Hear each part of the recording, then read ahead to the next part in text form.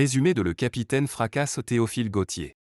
Le Capitaine Fracasse, publié en 1863, est un roman de cap et d'épée mêlant aventure, amour et théâtre, écrit dans un style riche et imagé typique du romantisme. L'histoire se déroule sous le règne de Louis XIII début XVIIe siècle et suit le parcours d'un jeune noble désargenté à la recherche de gloire et de sens à sa vie. Le héros, le baron de Sigognac, vit reclus dans son château en ruine en Gascogne.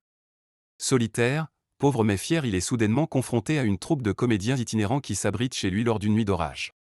Séduit par leur liberté et surtout charmé par la jeune actrice Isabelle, il décide de quitter son château pour les accompagner à Paris. Sur la route, le comédien Matamor, spécialiste des rôles de soldats fanfarons, meurt subitement. Sigognac le remplace sur scène, prenant le nom comique de Capitaine Fracasse, un rôle à contre-emploi qui moque sa propre noblesse déchue.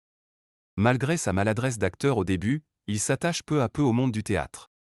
Mais l'amour d'Isabelle n'est pas sans obstacle, elle est courtisée par un noble arrogant, le duc de Vallombreuse, qui tente de la séduire puis de l'enlever. Sigognac affronte plusieurs épreuves, duels, pièges, blessures, misère, mais il reste déterminé à protéger Isabelle et à gagner son amour. Au fil de l'intrigue, le passé mystérieux d'Isabelle se dévoile, elle est en réalité issue d'une grande famille, ce qui explique l'acharnement du duc. Finalement, Sigognac vainc ses ennemis, sauve Isabelle et découvre qu'il peut concilier amour, honneur et aventure. Grâce à son courage et à sa fidélité, il quitte sa vie misérable de baron ruiné pour devenir un homme accompli.